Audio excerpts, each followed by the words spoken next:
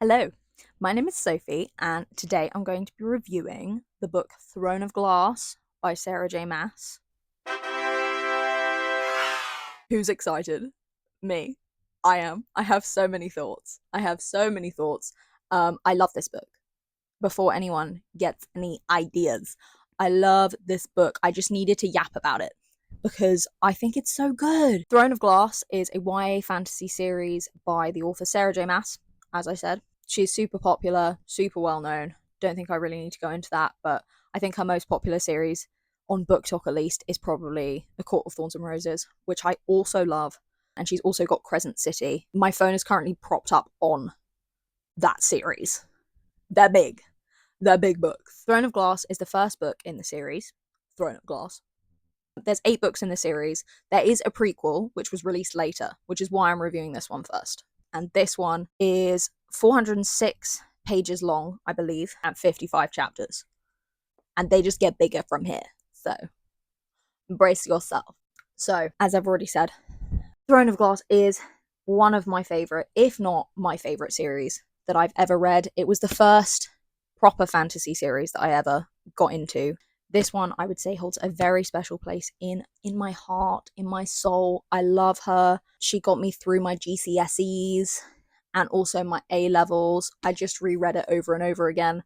Massive comfort series for me. Do I regret reviewing this and looking at it critically? Maybe a little bit. There are things I've noticed that I hadn't before when I was just like going through it passively, like la la la la la. But now I've looked at it a bit more, like I say, critically. There are some bits that have popped up that I'm like, wait a damn minute. Wait a damn minute. But that's okay. I feel like it's a learning curve for me, and I don't dislike the book for it. I still love it. I still love the characters. So overall, I would say this has been a very fun experience for me. Okay, so the layout of this video is going to be, I'm going to read out the trigger warnings first, just because as much as it's a young adult novel, there's still quite a lot of heavy topics. So I just want to make sure that everyone knows what we're getting into. And then I'm going to do a spoiler-free review. I'm going to try and give you the vibes and not much more, because like I say, I don't want to spoil it. So if you do feel like reading it after that, you can go and read it unspoiled and then come back for the spoiler review, which is hella long. I filled up an entire freaking book. I filled up this whole book with notes on it. So we're going to be here a while. You know, that's all right. We're just here for a good time. So that is how it's going to be laid out. We're going to do trigger warnings, spoiler-free review, spoiler review with the whole shebang. We're going to be yelling. We're going to be having a good time. Okay? Okay. Let's get into the trigger warnings. So I did look up a list of trigger warnings because I want to make sure I kind of cover everything. And I found it on the trigger warning database. Didn't know that was a thing, but it is. It is a thing. The trigger warnings on the trigger warning database were slavery, misogyny, classism, shaming, harassment, mention, forced marriage or arranged marriage mentioned, trauma and nightmares. And then I'm also adding gratuitous violence and gore because there's a lot of that in there as well. I'm not going to be going into any detail with any of the trigger warnings here. So, like I say, not a whole lot of detail coming from me, but if you were reading the actual book, those are things that I would say to take into consideration before you do. And if any of those are not sitting well, protect your peace, protect yourself, protect your mental state, and just give it a miss. But yes, just something to take into account. We're on to the spoiler-free review. Let's do it! Who's excited? Before I get into the spoiler-free review and just the review in general, as I said before, I absolutely love this series. I'm going to be making some jokes, and I'm going to be making fun of a couple things, a couple plot holes that I personally found. But even though I'm going to be making fun of these things, everything that I say comes from a place of love in my heart and my soul, because like I say, I really do love this book and the whole series. So yes, I just wanted to say that so that everyone can know that this is just a little fun, goofy time, and it's not meant to be taken in any serious way. I'm just having fun here. Okay, on to the spoiler-free review. So, first I'm going to read the blurb so that you can get the vibes, and I will also do a little, like, lowdown, go into a tiny bit more depth than the blurb. None of the stuff that I'm going to say is stuff that I would consider spoiler-esque. spoiler-esque. So let's do it. Let me get my blurb voice on. Meet Celaena Sardothien. I'm saying Celaena because it's spelt Celaena. If it was spelt Celeana, then I would call her Selena. But it's not spelt that. It's spelt A-E. So I'm going with Celaena. I could be wrong. I'm sorry. We're trying our best over here. So I'm going with Celaena. Right, back into it. Meet Celaena Sardothien. Beautiful, deadly, destined for greatness. In the dark, filthy salt mines of Indovia, an 18-year-old girl is serving a life sentence. She is a trained assassin, the best of her kind. But she made a fatal mistake. She got caught. Young Captain Westfall offers her a deal. Her freedom in return for one huge sacrifice. Celaena must represent the prince in a to-the-death tournament, fighting the most gifted thieves and assassins in the land. Live or die, Celaena will be free. Win or lose, she is about to discover her true destiny. But will her assassin's heart be melted? Ooh, I'm a big fan of this blurb. I'm a big fan of the blurb. Which isn't saying much, but I like the blurb a lot. This isn't an original thought, but nowadays, I feel like books are giving the whole plot away on the back of the book. I don't have to read it now. You've told me everything that happens. So I really appreciate the fact that it's giving us the general vibes, but it's not giving away the whole picture. There's intrigue and mystery here, and I appreciate that. Okay, I'm going to just give you a little sprinkle more. So, the book's set in Rifthold in Adolan, which, let me show you real quick. We do get a very nice map at the beginning. So pretty! We love a map. So, the continent is Aurelia. Adolan is... Sorry, I'm not swearing at you. There it is. Okay, so that's where it's set, in Rifthold and Adolan. The evil king, who we never actually learn the name of. We don't know his name. He's just the king. Never find it out in this book. I don't know when we find out, to be honest. I can't remember his name. He rules with an iron fist. Imagine my fist is iron. Raw. Lord. He rules over the whole of Aurelia. And he's outlawed everything to do with magic. Anyone with magic, any books, they've all been taken out. And this all happened 10 years ago. Just decided he didn't want it anymore. We don't need that. It's all illegal now. No one can do it. And then a couple of months after that happened, it just disappeared altogether. It was like, fine, you don't want me, there. And it just vanished. So nobody has magic anymore. Great. That solves that problem. Except it doesn't, really. So, our main girl, Celaena, she's the best. She's originally from Terrasen, which is above Adolan in the map. I'm not going to get it back out. She's from Terrasen, which the king also took over. Boo. And when that happened 10 years ago, she was like 8. She escaped, was found by Arabin, who is the king of the assassins. He took her in, trained her up to become the best assassin to ever assassin. She is the best to ever do it. She, as a child, she was just miles above all of the grown men who were also assassins. None of them held a candle. She's the best. Anyway, she's the best until someone betrays her. Dun dun dun. We don't know who. And then she's captured and put in Endovia, which is where she's serving life. She's not getting out. Nobody gets out anyway. But she's in there. Until the prince and the captain of the guard, 2 young and also very attractive men, turn up. They turn up. They offer her a deal. Compete in a competition against all of these other criminals to become the king's champion. So they do all of his dirty work. After a certain amount of time of being the king's champion, she will earn her freedom and she can go and do whatever she wants. So, simple enough. Win the competition, become the king's champion, earn her freedom. Easy. However, evil is afoot in the castle. Dun dun dun. Something is amiss. And there are also 2 very attractive men. So, not so easy anymore, is it? Yikes. That is all I will say on the plot. So, on to my thoughts now. Right, we'll start off with pros. First pro, there's a great balance between romance and action. As a huge fan of romance, there's plenty of romance sprinkled throughout that will keep you fed if you are a big fan. But on the flip side, there is also loads of action going on all of the time. So many other plot lines, like the romance is for sure not the main plot line. There's so much else going on. If you hate romance, probably don't read it, because it does still play a part. It's not the same as Sarah J. Maas's other romanticises. Don't get it twisted. This is a YA.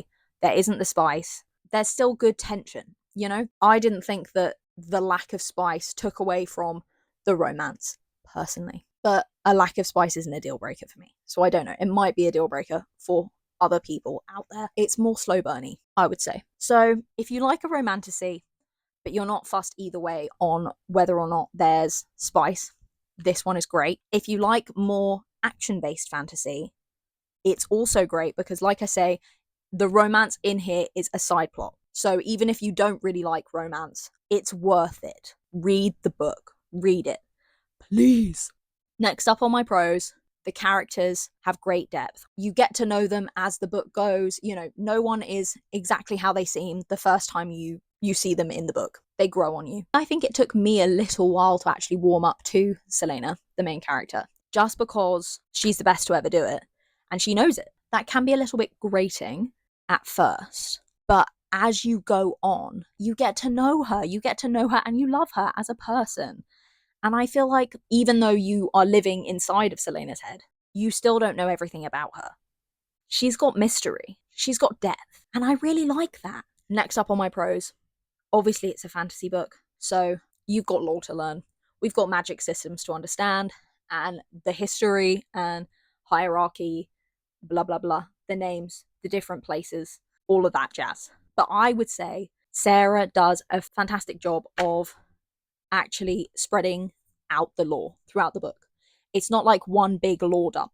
You're kind of given it in more bite-sized pieces, and it's just a little bit easier to digest. I found in Fourth Wing, which I've read and really enjoyed, you did get like this massive lore dump at the beginning, and it was a lot to take in all at once. I found I had to read it a couple of times over to kind of understand what was going on.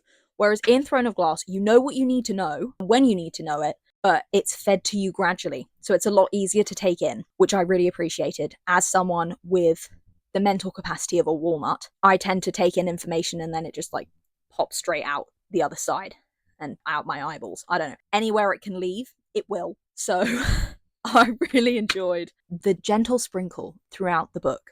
And by the end, you know the whole thing, and you're like, how did I absorb all this? This is crazy. Which is why I think it's a great fantasy book to start off with if you've never read a fantasy before, but you're looking to dabble. I think this is a great one because I don't think it's an overwhelming amount of lore. That might just be because I've read it 5 million times. Maybe. If you are looking to dabble in fantasy, this could be a good first one. Obviously, if you hate fantasy, don't read it, probably.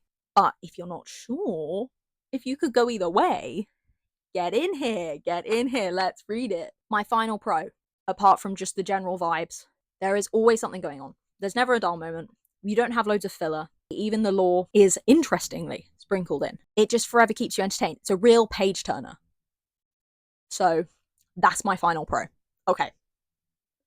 On to the cons. There are only a few, and again, I say them with love in my heart. First up, the cover. It's not my fave, but I don't really like people on the front of books. I dislike photos more, but I also just am not a fan of people in general. I do like the fact that on the front, it's the front of her, and then on the back, if you hadn't already guessed, it's the back of her. Whoa, and she's in 2 different outfits. She's ready to fight. Oh, but she can also dance and still has knives. She can do both. Okay. But yes, that is one of my cons. I'm just not a huge fan of the cover. Surely they've come out with more covers because Akatar's got so many different renditions. Correct me if I'm wrong, if there are more different covers with no people on, because I will get those for my collection.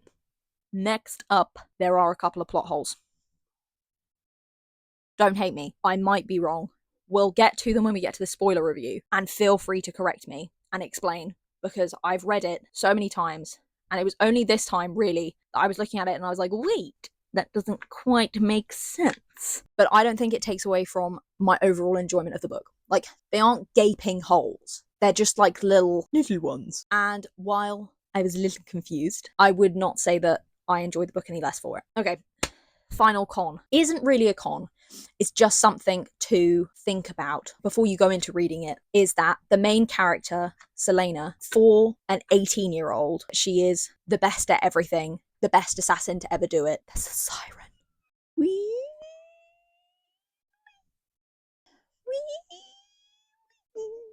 But it's just something to consider that she is good at everything. And some people might find that a little bit vexing. It didn't really annoy me, but there were times where I was like, ooh, especially when in certain parts of the plot, she's suddenly not good at everything because it's convenient to the storyline, not because she's actually bad at it, because we need someone else to do it for her. But obviously, we're not going for realism here. So bear that in mind. It depends how critical a reader you are, you know? But again, we're not going for realism here, because if we were, it wouldn't be a fantasy. Okay, my final thoughts in our spoiler-free review would be read it. Please read it. I love the book. I love the series. Overall, I think it's such an enjoyable read. I absolutely adore this series.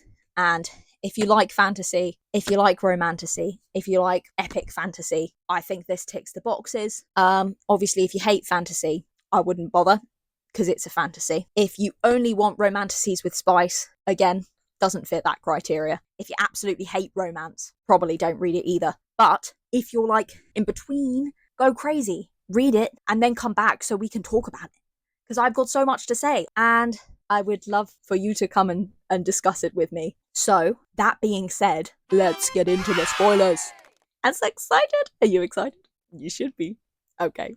Let's do it. Okay. The book is written mainly from Selena's point of view, but we do have occasional switches to other POVs. And when that happens, I will let you know. Don't worry about it.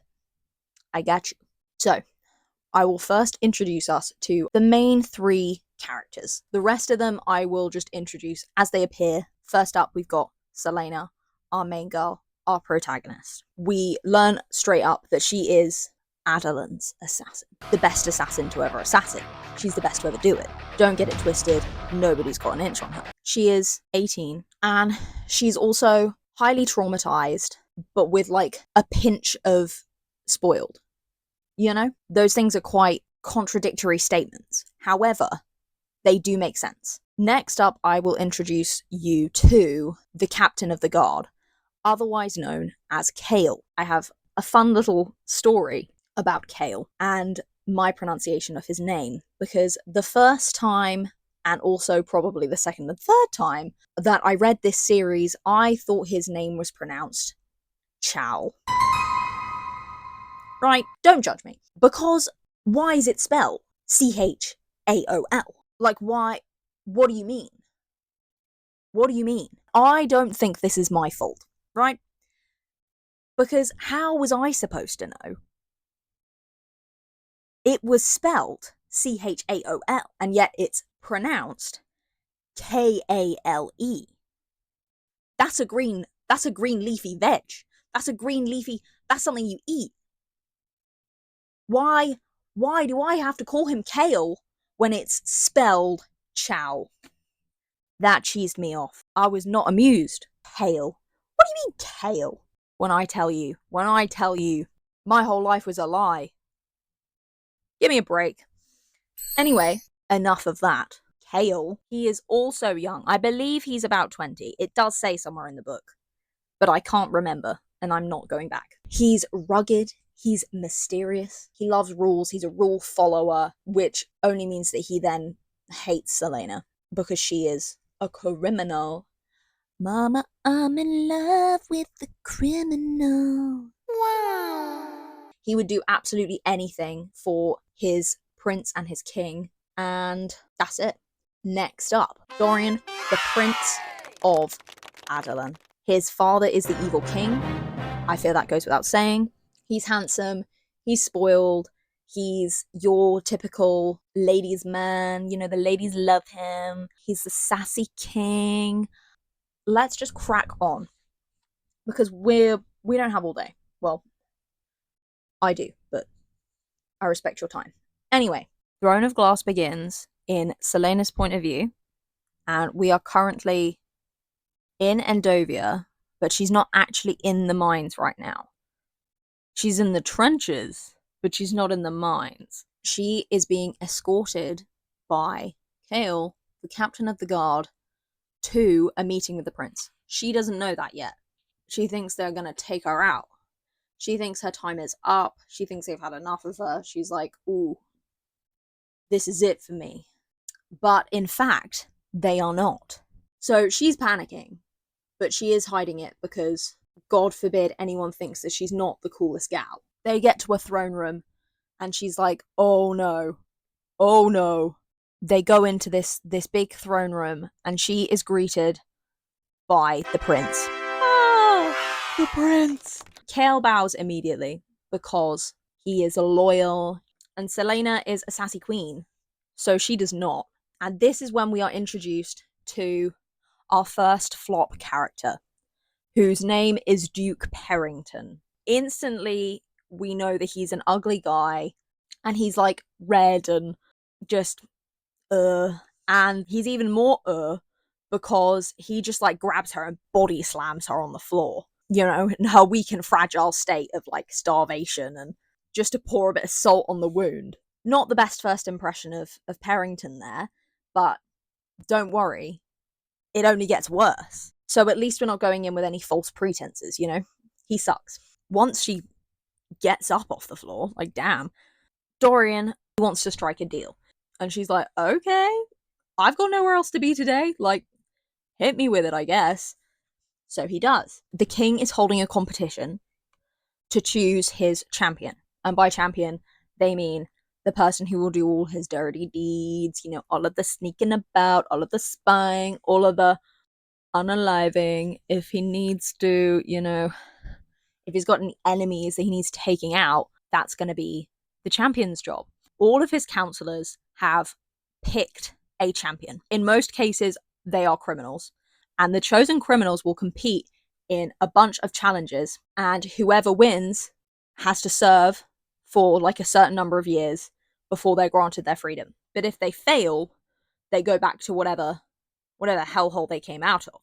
So if Selena fails, she's going back to Endovia. But at this point, she's like, I don't really have any other option. It's a year into her life sentence. Girlie's in here for life. And in the conditions that they have, that's not going to be that long. So she's like, sure, when do we start? And they're off to the races.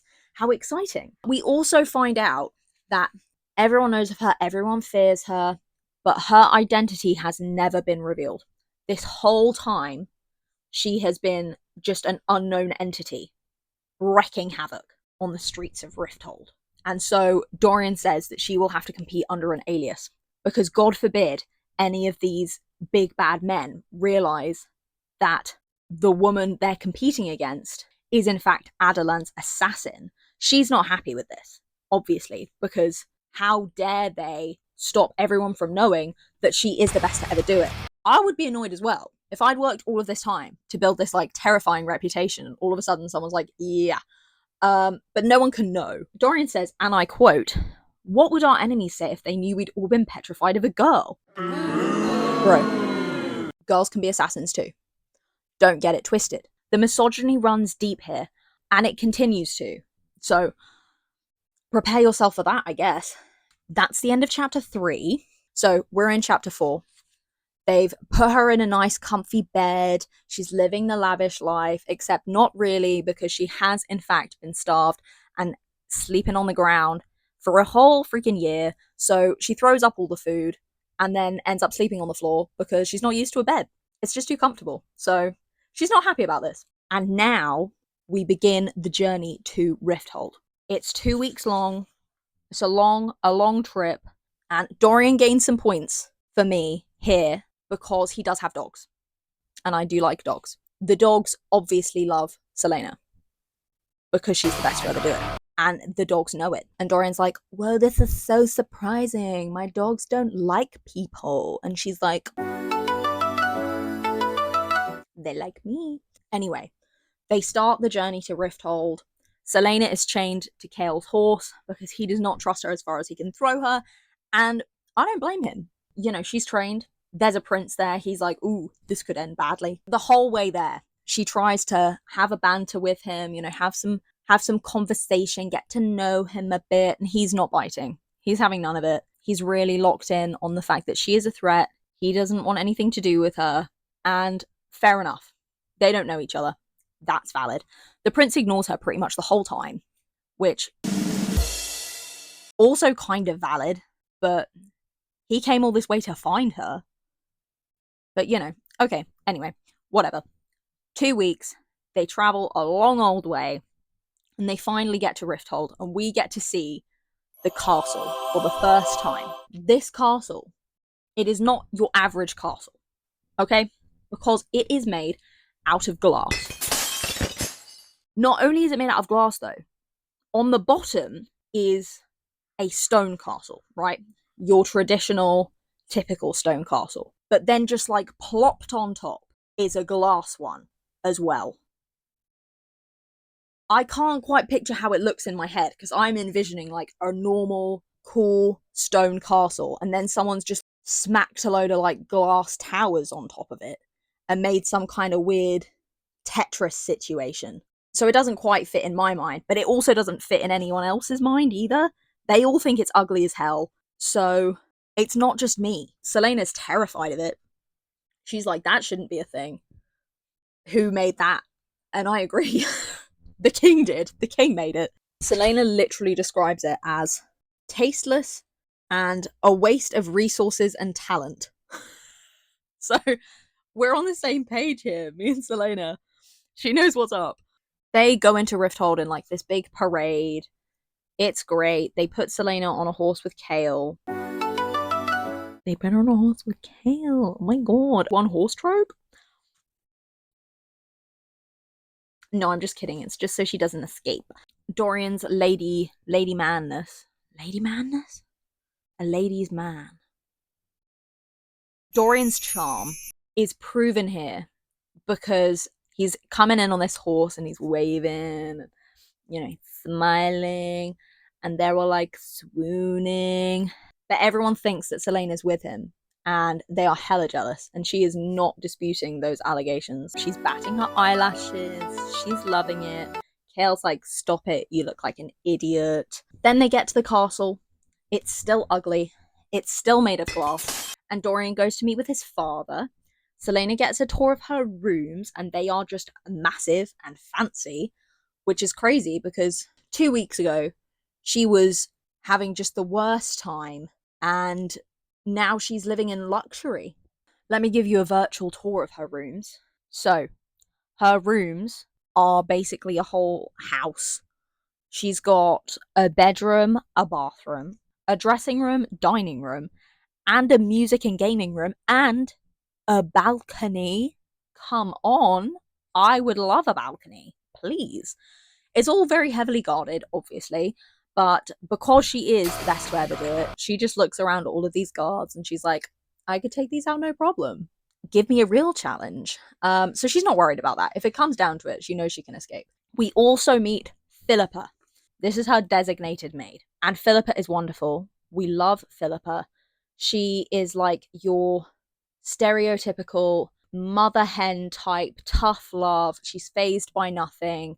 She's like, you're an assassin, okay, and what? Is that supposed to scare me? You don't.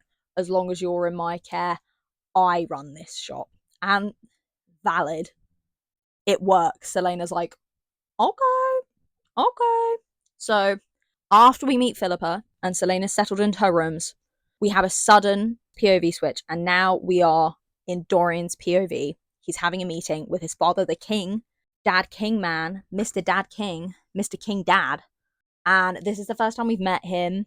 So for an overview, he's big, he's scary, he's evil, he's sexist, and he's got a freaky voice. He's got like a villain voice. He's not a cool guy. And he also has this big chunky black ring that he wears on his finger. And this is relevant later. Anyway, the king hates Selena. He hates her. He hated her before Dorian decided to pick her. That is why he picked her as his champion. Was like as a little rebellion against his father because he's sassy, right? And he can't be controlled. He can't be controlled by his dad. He's got daddy issues. So he picked her. His dad hates her. He like made sure that all of the overseers in Endovia treated her like even worse than the rest of them. They did all of this extra stuff just so that her life was worse. Great. He's not best pleased that she's here, funnily enough. And he's like, why couldn't you have just picked a man, you know? He then goes on this tangent about Dorian needing to marry a proper woman, yada yada yada. After you get married to a proper woman and produce some legitimate heirs, then you can go and get some peasant woman pregnant, blah blah blah.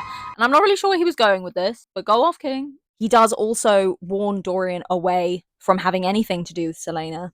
And also he's like, make sure you don't get with her because she is a witch. Clearly he just has no faith in Dorian's self-control whatsoever. He's got so little faith in him that he's like, this assassin that has like come in and would probably unalive him if she could, he would still try and get with her. Against all of that, he would still try and get with her. And you know what? This whole time Dorian's been thinking she was hot. So maybe the king's got a leg to stand on here. But yeah, so their relationship's clearly not great. Anyway, chapter 8. After she's settled in, Selena manages to convince Chaol to give her a tour of the castle. Not much of that is relevant, apart from two things. The clock tower. They go outside and there's like this big, ugly, black block of obsidian stuff that's in the shape of a clock tower. It's got some ugly gargoyles on the top, and Selena is like, what in the world is that? Turns out it's this big clock tower that the king had built around when Dorian was born. Whatever. She does, however, notice on the ground around said clock tower that there are some weird, like, marks going on the floor. And she's like, what are those? And Chaol's like, beats me. The other relevant place in the castle is the library, because Selena is a book girly. This is an instant win for the book girls. She is just living for all of these books. And she's like, yay, I get to borrow them. And Chaol's like, no, you don't, because it's the king's personal collection. And you have to have permission from either him or the prince. So Selena's like, bet. And she writes him a cheeky note. Let me read you the letter that she wrote to Dorian. Let me read it to you. The note says, Your Highness, it has come to my attention that your library isn't a library, but rather a personal collection for only you and your esteemed father to enjoy. As many of your million books seem to be present and underused, I must beg you to grant me permission to borrow a few so that they might receive the attention they deserve. Since I am deprived of company and entertainment, this act of kindness is the least someone of your importance could deign to bestow upon a lowly, miserable wretch such as I. Yours most truly, Selena Sardothian. And Dorian writes a letter back saying, My most true assassin. Enclosed are 7 books from my personal library that I have recently read and enjoyed immensely. You are, of course, free to read as many of the books in the castle library as you wish, but I command you to read these first, so that we might discuss them. I promise they are not dull, for I am not one inclined to sit through pages of nonsense and bloated speech, though perhaps you enjoy works and authors who think very highly of themselves. Most affectionately, Dorian Haviliad. So, he sends her a load of books to read, which is so cute. We love that. The next day, she's looking out of her lovely balcony, just taking in the view, when we meet Kaltain. Now, she doesn't learn Kaltain's name yet, but she's one of the ladies in the court. And she is here because of Duke Perrington. He is courting her, and he's brought her to the castle to, like, continue to court her. She's manipulated him into doing this because she doesn't like him. She thinks he's ugly. She hates the guy. Her real goal is to marry the prince. Wow. Shocker. So she's got her own agenda here, but obviously Selena doesn't know her yet. She can see her walking through the gardens, chatting with 2 ladies in waiting, and turns out they're discussing her. This can't go badly at all, can it? Turns out it can go badly because Kaltain is a snake, and she is currently just absolutely dragging Selena through the dirt. Kaltain fully says, I don't need to worry, the woman mused. The princess harlot won't be well received. I'm sorry? That was a mistake, obviously, because Selena heard it. Awkward. Anyway, she throws a plant pot at them. It doesn't hit them, but still, yeah, she's having a good day so far. Anyway, now we're on chapter 9. We're still in Selena's POV, by the way. The next day is the first day of the competition. Selena has got pretty dress on. She's looking good. Chaol busts in and he's like, we are so freaking late. But then he stops because she's looking good and he's noticed. So you think she's pretty. Anyway, turns out they're super late for the meeting that's going to announce the beginning of the whole competition. Oops. They like rush up the stairs, and Selena starts panicking because she realizes she now has to see the king and also the glass castle at the same time. But Kale, the absolute king, he realizes she's panicking and he gives her a little pep talk about, the king he's just a man. He can't hurt you. You're not going to be tested today. And then he says, "You look rather pretty today." Stop! We're 65 pages in! Don't do this to me, Kale. Oh my goodness. That obviously gives her the little confidence boost that she needed. She walks in and you see all of the competitors. They're all kind of irrelevant, not gonna lie. There's only 2 that she takes any notice of this early on. The first one is Parrington's champion, whose name is Kane, and he's just freaking massive. And then the other one is this young guy, and he just stares at her for a little bit. Then he nods at her. So from the off, we know that Parrington's champion is like our main opposition. He is the main competitor. And then we also know that this other guy who's nodding at her, could he be our ally, potentially? The king gives his speech. His voice is freaky. He's freaky. He goes through all the rules of the competition. There's going to be tests where they compete against each other to see who's like the best. And then at the end, when there's 4 of them left, they will do like a duel. And then whoever wins the duel is champion. Great! Then he says that he's going away. Yay! He's going away until Yulemas, which is Christmas. I don't hate it. It's not that difficult to remember. But that's it. As we come to the end of the speech, Dorian just like goes, "Okay, guys, I'm leaving." But then after the king's like, "Everyone get out," they all leave, and then he's just waiting for them. So I don't really know why he left early. Power play. He was like, "I'm better than you. I can just leave whenever I want." Anyway, turns out they forgot to tell her who she's supposed to be pretending to be during this competition. Risky move, bro. Like, what if she'd spoken to someone? Damn. Now we get the information about her alias throughout this whole competition. So, she is going to pretend to be Lillian Gordana. She's a jewel thief from Belhaven. Her dad's really rich. Her mum is no longer with us. She tried to rob Dorian, and so he, like, tracked her down because he saw her potential for this competition, and that is how she got here. She's cheesed off because she's like, "You're joking me. I have worked all of these years to gain a reputation, and now I have to pretend to be a jewel thief? What the hell?" She's not amused. Then, just as they finish this conversation, who busts in again? Kaltane. Dun dun dun. But Dorian and Kel hate her as well, so it's okay. They finally extract themselves from her. Dorian goes his own way, and Kale and Selena go their way. He's escorting her back to her rooms. They have a bit of a banter over how annoying Kaltane is. Kale's smack-talking her. As she goes to go into her room, he just, like, looks at her and chuckles. And she's like, "What is it?" And he's like, "Huh, Adeline's assassin." Who'da thunk that maybe she's just a girl after all? I'm just a girl.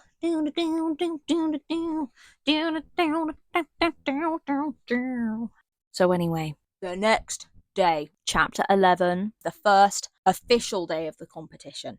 But Selena's an idiot, so she stayed up all night reading. The book girlies relate, though.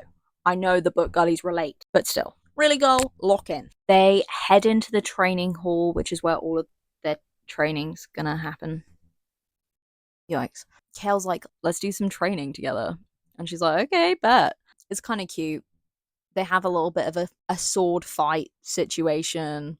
They're both better than the other one thought that they were gonna be. There's some begrudging mutual respect going on. Kale trips her over. She's annoyed at him. Anyway, we are now introduced to this guy called Theodos Brulo. And he is the weapons master, and he's in charge of the competition while the king's away on his little trip. He's very no nonsense, to the point, shut up and listen to me, I don't care about any of this. So he gets everyone to introduce themselves. There are 24 champions, and all of them are men, other than Selena. There's no equality going on here. Most of them are irrelevant, apart from Kane, who's big bad, Harrington's champion. The guy who is the possible ally is called Knox. He's a thief. The rest of them are kind of irrelevant, and if they are relevant, I'll just mention their names as they kind of come up. But the main ones, I would say, are Kane and Knox. Anyway, Brullo's then like, right, we're going on a run now. We're going on a run round the game park, and anyone who can't do the run is out. You're gone. Kale's like, you better stay in the middle of the pack. Like, don't let anyone know that you're the best to ever do it. And she's like, fine, whatever. She's actually super unfit now, so she's really struggling to stay in the middle of the pack because she's nearly the back of the pack. But she does it. Kane wins because he's somehow massive and also really fast. She finishes the run, goes back into the woods and vomits. And then Kale's just like watching her, which is quite awkward. We can't have anyone know that she's not 100% the bestest to ever do it. By the time they finish their training and stuff, it's like lunchtime. And because Kale hates her so much, he decides to have lunch with her. Oh my. Anyway, turns out he's a reading kind of guy, and they end up yapping for like a whole hour. They're besties now, come on. The next day, she decides that it is in fact time for her to lock in because she's not quite as above everyone else as she was thinking. So she gets up hella early to train in her room, and Kale comes in and he's like, game recognizes game, you know? Like I said, there's a begrudging respect growing there. After she locks in her own room, they go and train for a bit. And then that afternoon, they're on another walk because apparently there's nothing else to do and he's got no other tasks. But anyway, they come across Kaltane again. Not this woman again. But this time, she is with just the most stunning woman. And Selena knows instantly that she is a princess because she's got like cool clothes. I don't know. And she introduces the princess. This is Nehemia. Nehemia is the princess of Ilway. And Selena knows of Nehemia already because when she was in Endovia, a lot of the people that were there with her were also from Ilway, and they all absolutely love Nehemia. She's such a respected figure there. They truly believe that she's going to save them. So Selena already knows of Nehemia. And of course, because she is also the best way to do it, she can in fact speak fluent Ilway because Nehemia can't understand anything that Kaltane's saying. Girl's got no idea what's going on. She's like very obviously confused and annoyed, as is Kaltane. Neither of them wants to be with the other one. Kaltane hates her because she hates everyone, and Nehemia hates Kaltane because Kaltane's a biatch. So anyway, Selena instantly starts speaking Ilway to Nehemia, and Kaltane's face is just... she is pissed. And Nehemia tells Selena in Ilway, like, please get me out of here. I don't want to be here. Oh my god, get this woman away from me. And Selena's like, I got you, girl. You don't have to ask me twice. So she's like, go away. The princess tires of you. And obviously Kaltane's not amused by this, but she does leave.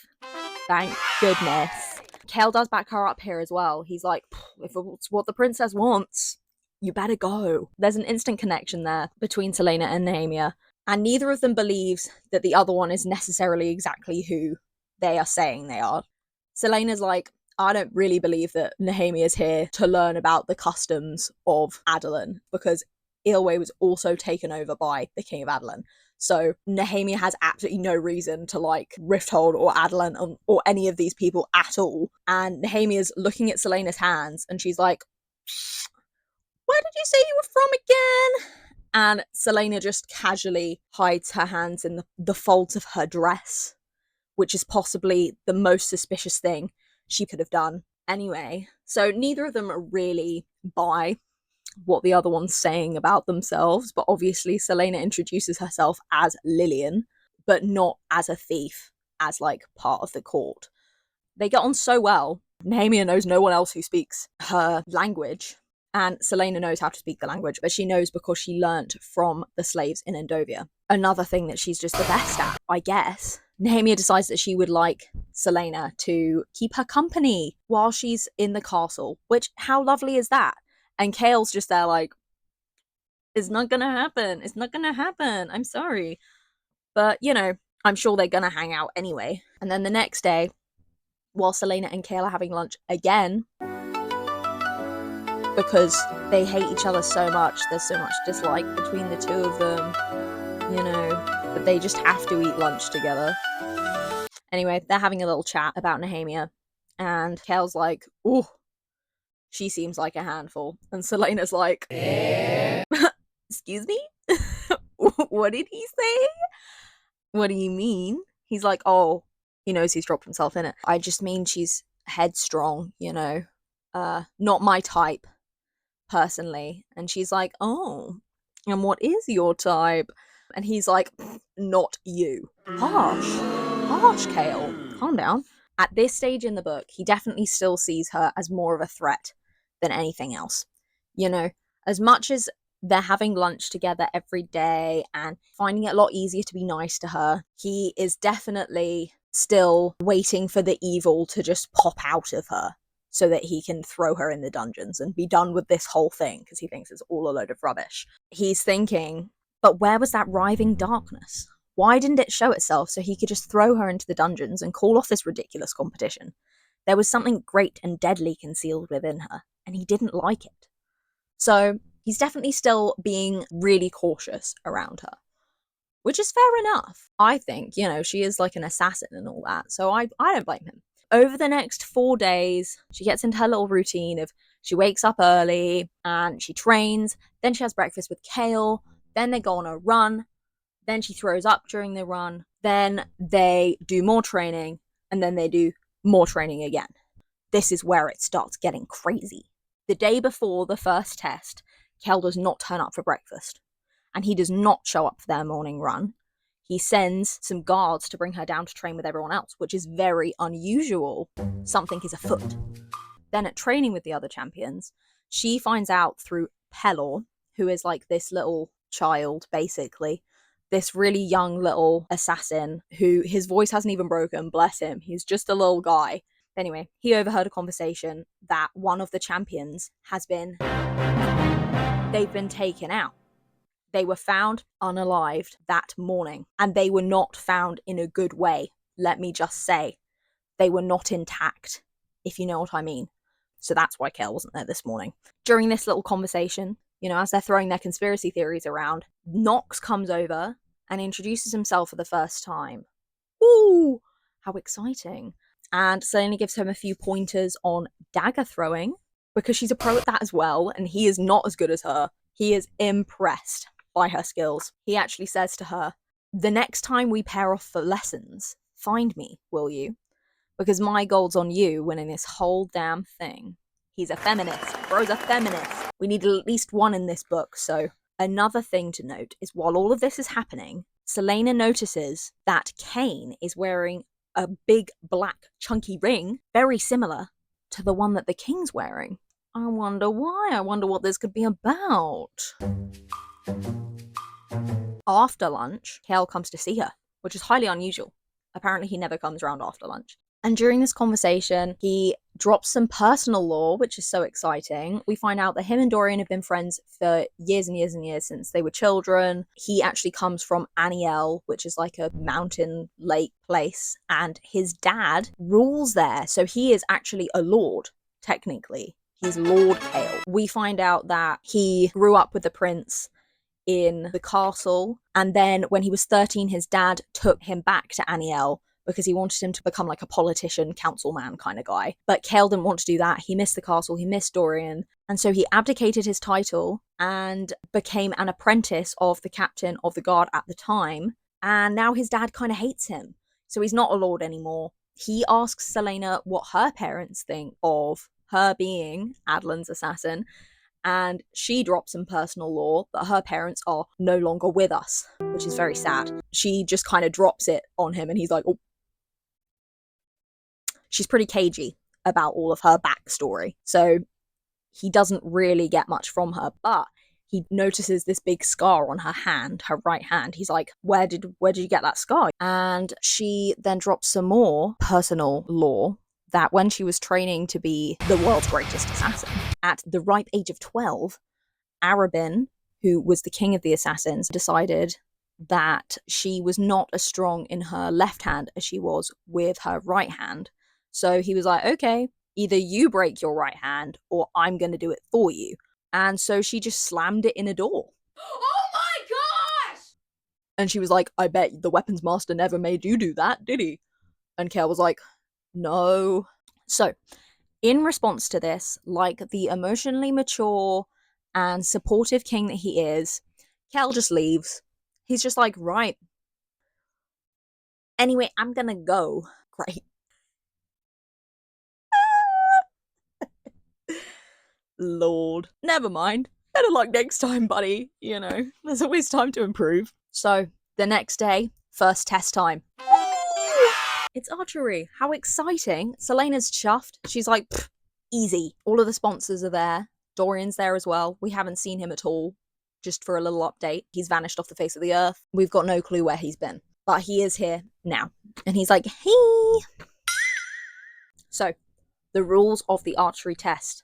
They've got 5 targets. They each go further away. And the person with the worst aim is out. Simple. Selena's towards the back of the queue, and everyone does pretty alright. Kane does the best. He gets like 5 bullseyes, but then there's like a tiny black dot in the center of each one that nobody's hit yet. And obviously, Selena's staying in the middle. She's not exposing herself too much. She's not trying to show off. So she'll be doing the same as everyone else, right? But as she goes up to the thing with the bow, she's got the bow, she steps up to the thing, I don't know, and someone laughs. Don't do that. So naturally, she waits until like the last one, and then she hits it right in the black dot in the center. That shuts everyone up. But Kayla's not impressed. He's like, I told you to stay in the middle. She's just like, whatever. In the end, one of the irrelevant champions that I haven't mentioned before ends up going home, and that's it. First test done.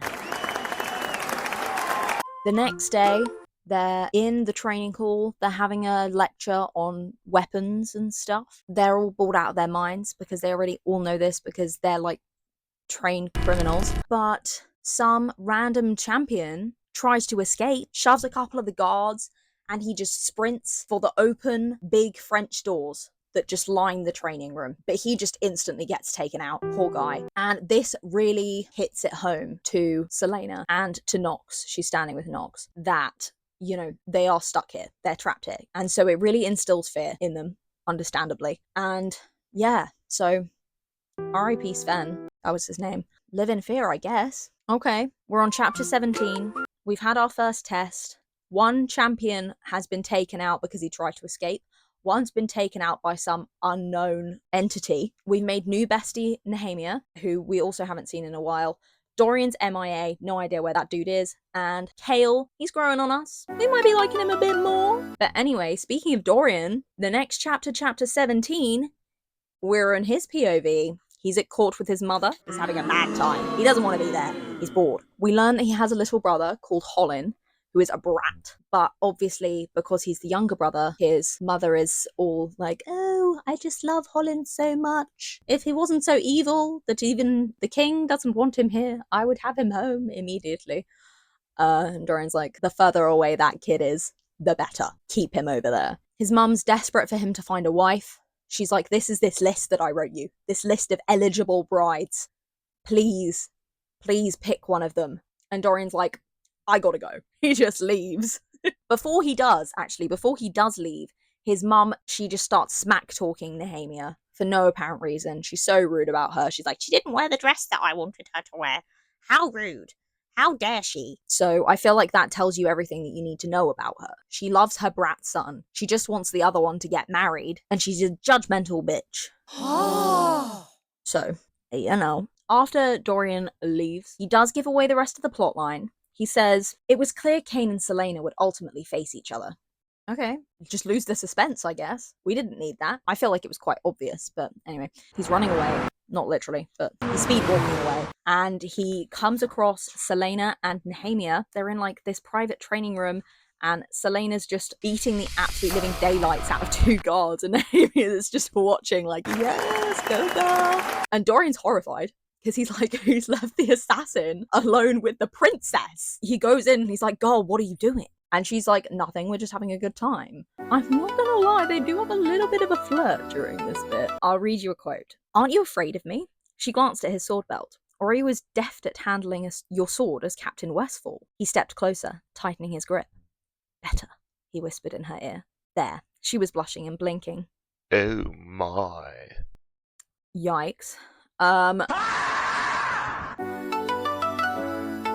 We haven't spoken in days, but that's fine. Anyway, Dorian's like, you have to tell Nehemia that she has to go back to her room. She can't be here with you. You guys can't be alone together. She's got to go. And Selena's like, fine. So she goes over, says something to Nehemia in ill way. Dorian's like, what did you say? And she's like, I volunteered you to be her first partner.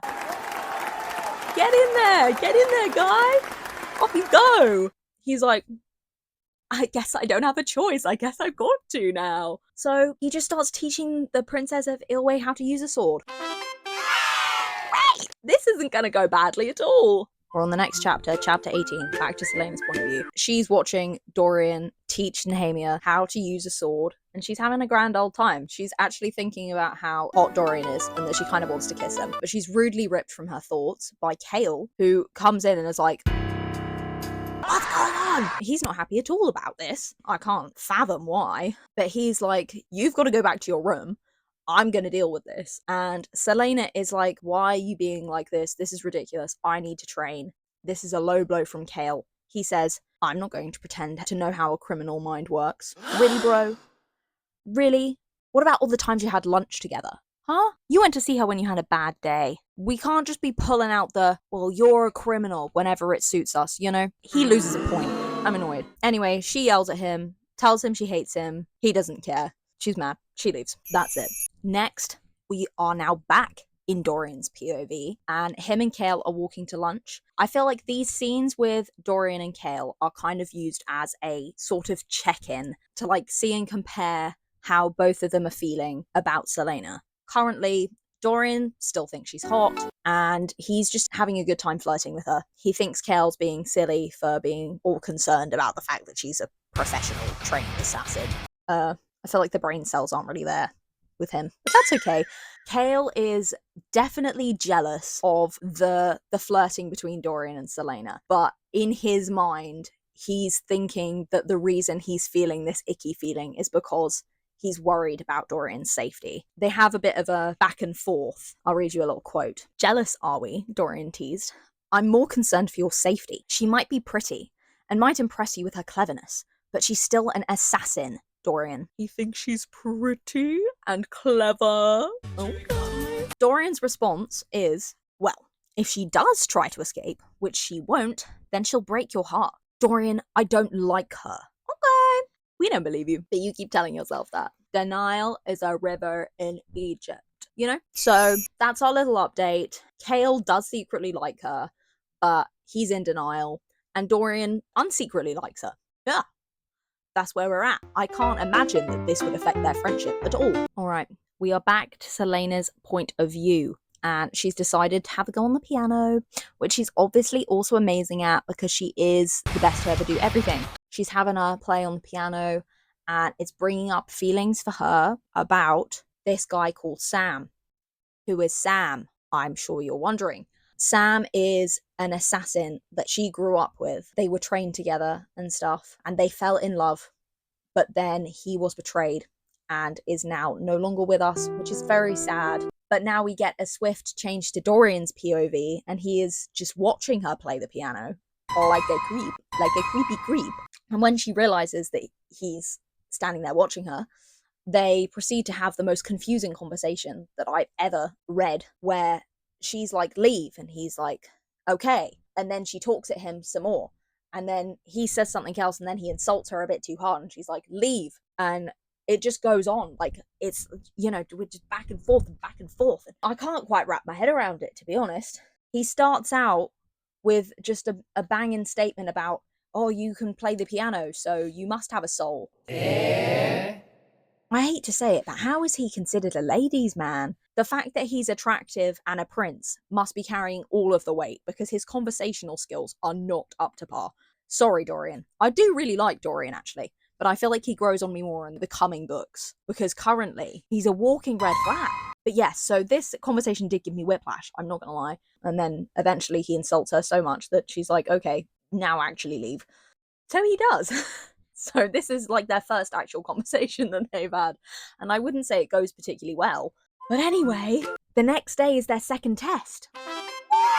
they have to like climb the side of the castle wall to get to a flag, and whoever reaches the flag first wins. They can choose a different item to help them get up the wall. So there's like rope, and Selena picks tar. So she's got her bare hands and feet out, and she's all sticky and just up this wall. Great. Obviously, Kane's in the lead.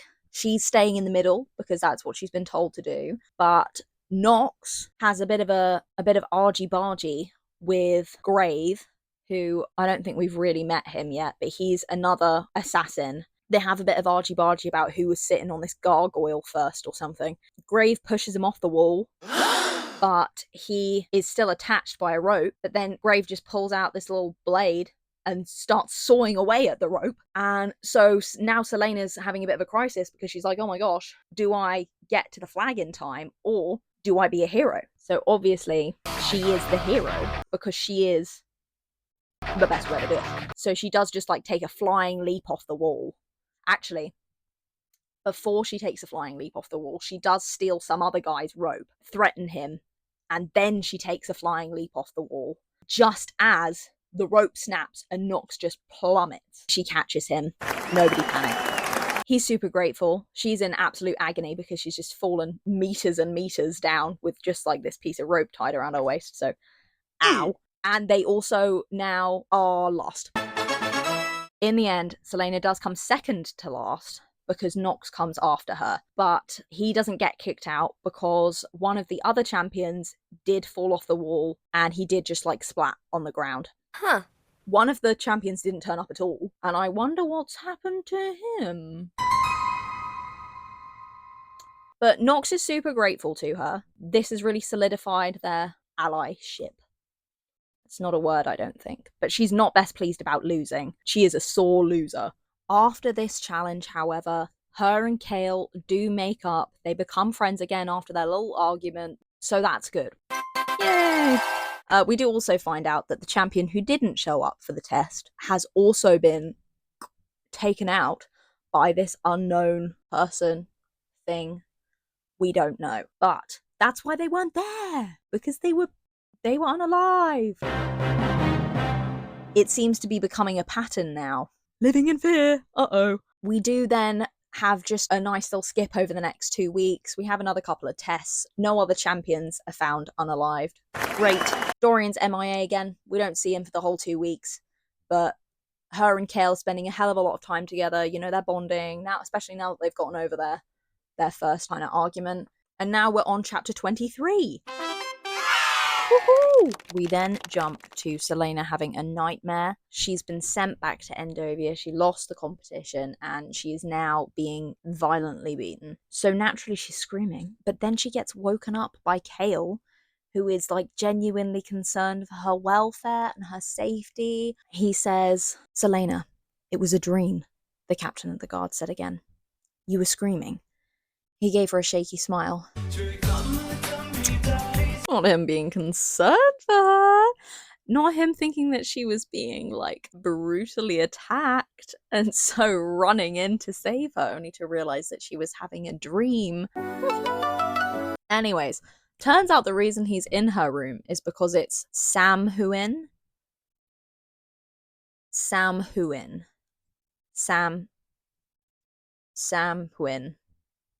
I don't know. It's described as a holiday to celebrate the coming of winter. So maybe it's like a mix between the Day of the Dead, Halloween type thing, but they have like bonfires, and Selena says that this is where like the gods and the dead are the closest to the living people. That's how I kind of interpreted it.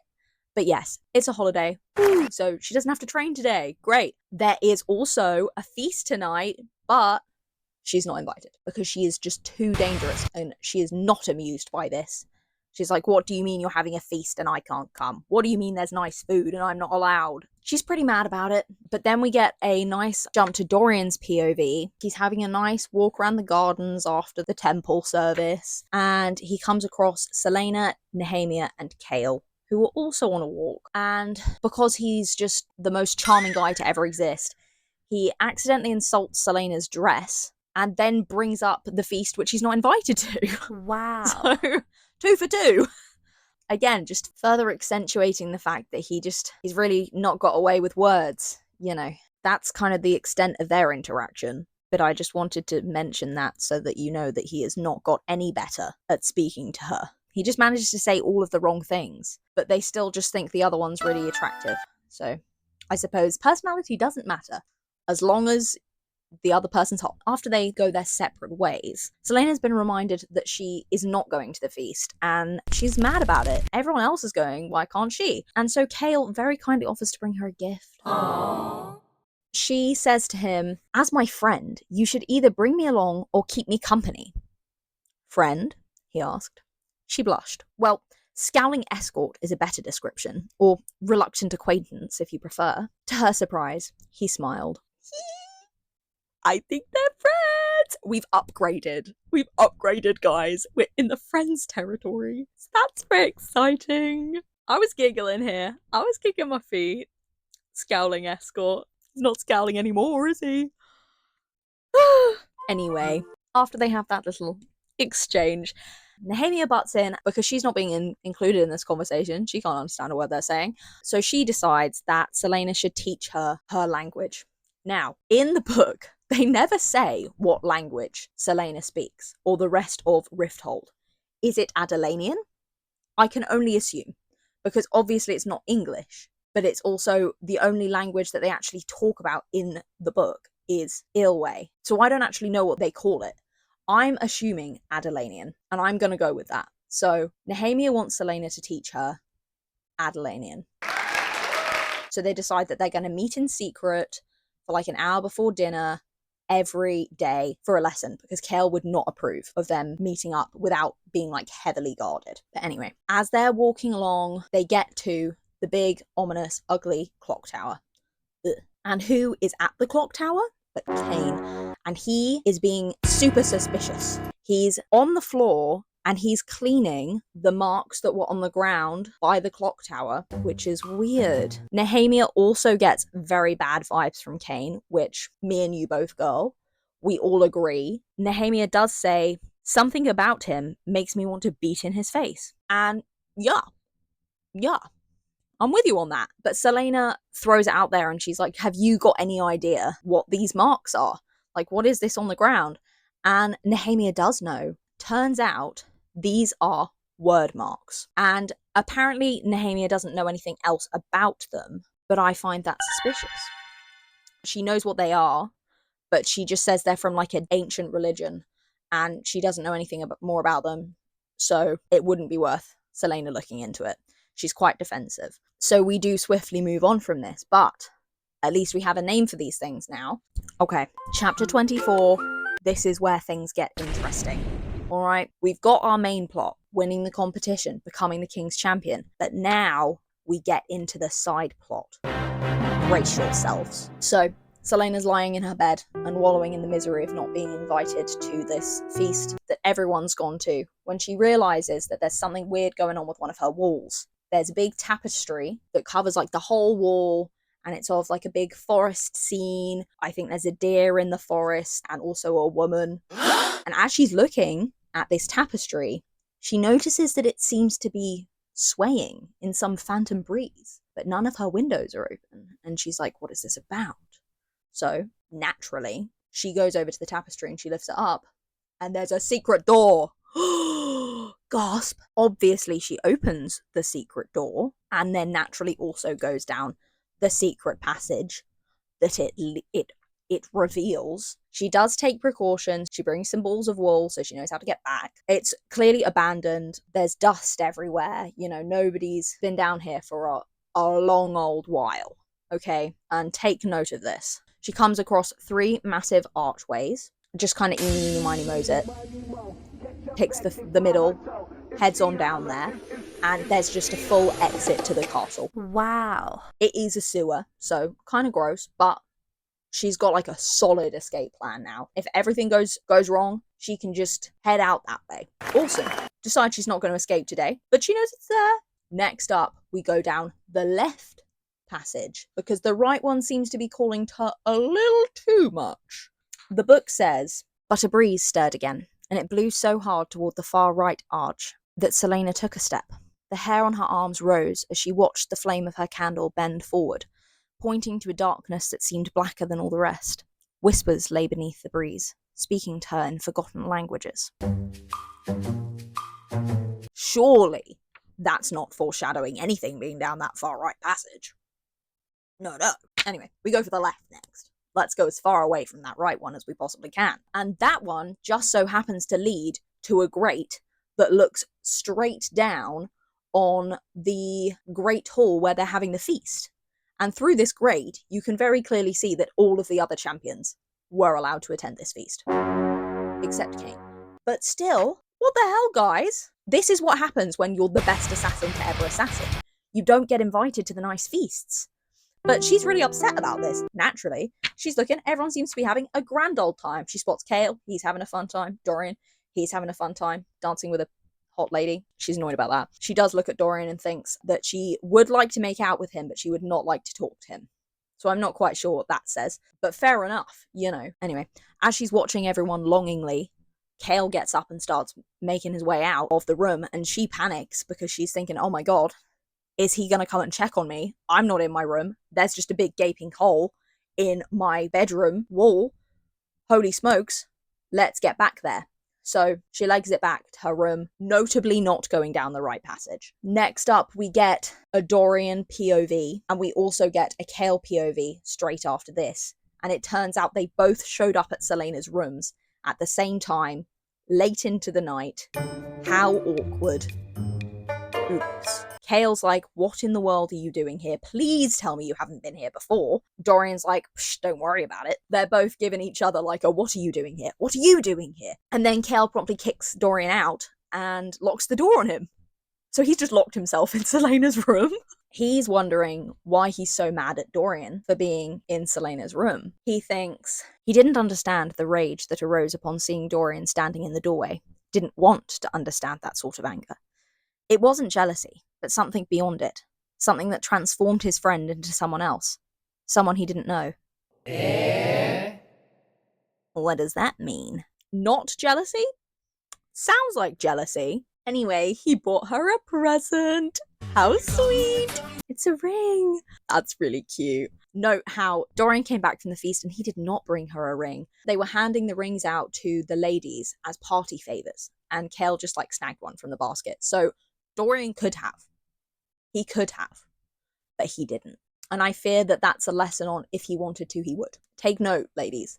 Take note. If he wanted to, he would. We then switch back to Celaena's POV. Chapter 25. And she is currently having a dream. She is now back in the secret passageway, but she's going down the one on the right. The freaky one on the right that she was like, ooh, not going near that earlier. But now she's going down it.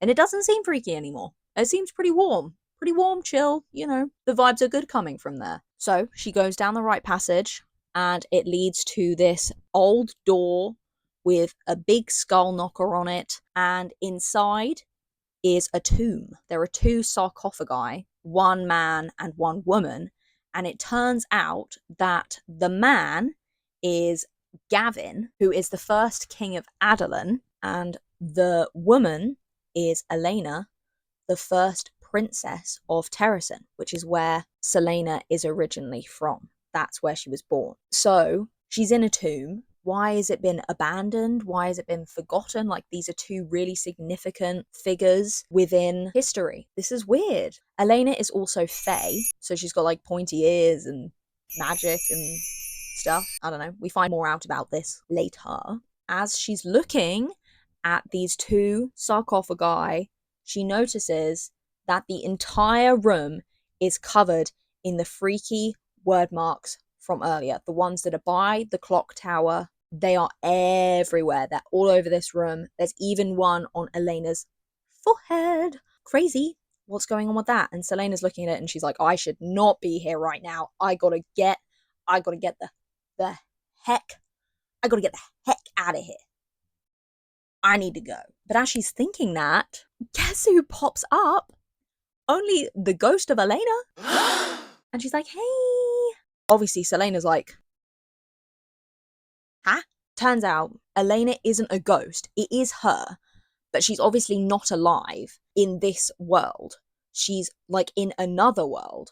but she's gone through a portal into Selena's world, which is quite confusing. The portal has something to do with the clock tower, right? Because she explains that someone's had to distract the guardians of this portal, which are, in fact, the gargoyles on top of the clock tower. So the gargoyles on top of the clock tower are guardians that preside over the clock tower, which is a portal. The clock tower must be a portal, because if the gargoyles are guarding the portal, they're on top of the clock tower, so that must be the portal. So Elena has come through the clock tower, the Freaky clock tower, and now she's here. And she doesn't have much time because they're gonna find out that she's got through and they're gonna come and get her. And I don't know what that means for her, but it can't be good. So anyway, Selena's like, huh? And she's like, I don't have much time. All I can say is nothing's a coincidence. There's something evil in the castle. You must become the king's champion and defeat the evil in the castle. Selena's like, huh? Obviously. She's like, what the heck is going on? What the frick? What the frick is going on right now? And so then Elena gives her this amulet and is like, here you go. This will protect you. Now get, run, go. Because the gargoyles, they are coming. They're coming right now. So obviously Selena runs. I would run. I don't blame her. So she runs. Then she promptly wakes back up in her bed. And she's like, whew, that was such a realistic dream. Thank God. Thank God it was only a nightmare. Imagine if that had been real. Whew. And then she turns over and, oh, there's the amulet. And, oh, the door to the secret passageway. It's open. It's open just a little bit. So she's like, oh, it wasn't a dream. Right. Great. What does this mean? She's laying there and she's thinking, why me? Why does it always have to be me that gets picked to do the super secret, super difficult, super special mission? Why is it always on me? And I say, this is what happens when you're the best to ever do it.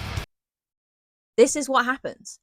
She should have been expecting this. When you are just this good at everything, of course you would be the chosen one. It adds up. Nothing else really makes sense, you know? And I stand by that. She decides, right, tomorrow I'm going to wake up, I'm going to go down into that secret passage, and I'm going to have a look in the tomb just to make sure that there's nothing there. We'll give it a scan. And if there's not, at least I can say I tried. She's not enthused at the idea of having to do this side mission, but she's determined to at least have a look. Okay, and I think we're about halfway through now. We've unlocked our side quest, and I think that this is a great time to finish this video here and make the second half into a second video, because this is when it really starts getting crazy. You know, things start picking up now. But just as a little summary of everything that we have experienced together over the course of this video and the first 25 chapters and 190 pages, I'm going to just summarize what we've gone through together. So Selena has met Kale and met Dorian the Prince, and she's come out of the salt mines of Endovia, come to the castle to compete in the competition against a load of criminals to become the king's champion. We've done a couple of tests, we've survived the tests, but as the tests have gone on, a strange pattern has occurred in which champions have been going missing the day before, the couple of days before the test, and they've been found unalived. This is kind of on the back burner at the moment. It's not the main focus, but it is something to take note of. Our main people that we've been introduced to, Nehemia, Bessiana number 1. We've got Nox, who is our ally in the competition. Kane, who is our main competitor. The King, who is flop of the century. Obviously Dorian and Kale and Selena. Duke Perrington. We haven't heard a whole lot from him, but we know we don't like him. Caltaine, who is currently vying for the prince's attention and all of that jazz. Philippa, who is our mother figure. We haven't seen a whole lot of her, but we love her. Elena, the first princess of Terrason, and she's married to Gavin. She's the one that sent Selena on this side quest. And we've got our two main plot points, one of which is to win the competition, become the king's champion. and the other to defeat the unknown evil in the castle. We've got the underlying plotline with the word marks, and they seem to be engraved in everything here. A secret passage that has popped up just now, you know, stuff's gonna go down in there. I know that was a bit all over the place. I was kind of just saying things there. So yeah, I hope you enjoyed this video. I've had fun making it, and if you liked it, give it a like, maybe, if you feel like it. And please come back for the second half, because yeah, it gets pretty crazy. But yeah, I hope you enjoyed. Thank you for spending your time with me, and I hope you have a great day. Bye!